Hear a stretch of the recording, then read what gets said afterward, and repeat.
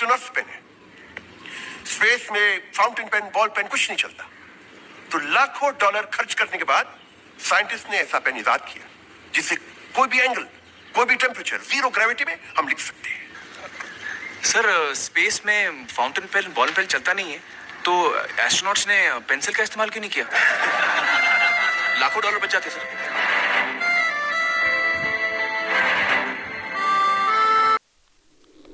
Fountain pen কিংবা ball pen দিয়ে লেখার সময় পৃথিবীর আকর্ষণ বলের জন্য পেনের মধ্যেকার কালি পেনের মুখ দিয়ে বাইরে বেরিয়ে এসে লেখা হতে থাকে। কিন্তু পেনটাকে যদি আমরা উল্টে লেখার চেষ্টা করি তখন পৃথিবীর আকর্ষণ বল পেনের মধ্যে থাকা কালিকে ঠিক মুখের বিপরীত দিকে টানতে থাকে, ফলে পেনের মুখ পর্যন্ত কালি পৌঁছায় না এবং লিখতে পারা যায় না।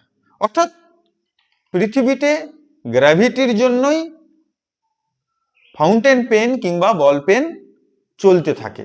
কিন্তু স্পেস স্টেশনে যেখানে গ্র্যাভিটির পরিমাণ প্রচন্ড কম, অর্থাৎ মাইক্রো গ্র্যাভিটি রিজিয়ন, এখানে কিন্তু তুমি যখনই ফাউন্টেন পেন বা বল পেন ব্যবহার করবে তার মধ্যেকার কালি কিন্তু গ্র্যাভিটির দ্বারা নিচের দিকে নামতে পারে না, কারণ গ্র্যাভিটি তো প্রচন্ড কম।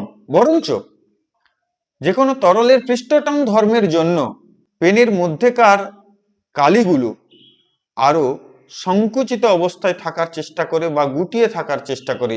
তাই স্পেস স্টেশনে ফাউন্টেন পেন কিংবা বল পেন দ্বারা লেখা যায় না। তাহলে এখন আমরা পেনের বদলে পেন্সিলকে ব্যবহার করতে পারি, কারণ পেন্সিল তো আর গ্র্যাভিটির দ্বারা লেখা হয় না। কিন্তু প্রবলেমটা হচ্ছে যখনই পেন্সিলকে আমরা পেন্সিল ছেলার যন্ত্রে ছিলতে থাকবো, সেই ছোট কাঠের টুকরোগুলো যেগুলো বেরিয়ে আসবে অ্যাস্ট্রোনটের চোখে নাকে লেগে অ্যাস্ট্রোনট সিরিয়াস ভাবে অসুস্থ হয়ে পড়তে পারে।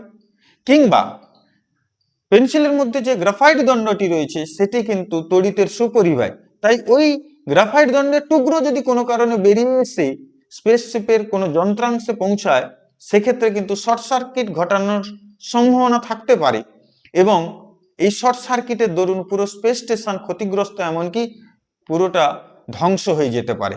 তাই পেন্সিলকে থিওরিটিক্যালি ব্যবহার করতে পারলেও প্র্যাকটিক্যালি আমরা স্পেস স্টেশনে লেখার কাজে ব্যবহার করতে পারি না। স্পেস স্টেশনে লেখার জন্য যে পেনটি তৈরি হয়েছিল সেই পেনটির নাম জিরো গ্র্যাভিটি পেন, অর্থাৎ যেখানে গ্র্যাভিটি জিরো সেখানেও আমরা লিখতে পারবো। নর্মাল পেনের ক্ষেত্রে লেখা হয়েছিল গ্র্যাভিটির দ্বারা, আর এই পেনের ক্ষেত্রে গ্র্যাভিটির বদলে যেখানে ইঙ্ক রিজার্ভার রয়েছে, অর্থাৎ কালিটা যেখানে সঞ্চিত থাকে রিফিলের মধ্যে বা পেনের মধ্যে, তার ঠিক উপরে নাইট্রোজেন গ্যাসকে 30 psi প্রেসারে রাখা হয়। তাই ওই পেনটি দ্বারা যখনই কাগজে লেখা হয় তখন ওই নাইট্রোজেন গ্যাসের প্রেসারের জন্য বলের গা দিয়ে কালি বেরিয়ে আসে এবং কাগজে লেখা হয়। এই পেনের কয়েকটি সুন্দর বৈশিষ্ট্য রয়েছে। এক কি না, এই পেনের দ্বারা আমরা যে কোনো অ্যাঙ্গেলে, এমনকি আপসাইড ডাউন করেও লিখতে পারি, জলের নিচেও লিখতে পারি, এবং -30 ডিগ্রি থেকে 250 ডিগ্রি ফারেনহাইট এই বিস্তীর্ণ তাপমাত্রার পাল্লাতেও এই পেন কিন্তু কাজ করতে থাকে। 1968 সালে নাসার অ্যাপোলো মিশনের জন্য এই পেনকে প্রথমবারের জন্য তৈরি করা হয়েছিল এবং আশ্চর্যজনকভাবে এই টেকনোলজি আজও পর্যন্ত বিভিন্ন মিশনের ক্ষেত্রে ব্যবহার করা চলেছে বা ব্যবহার করা হয়।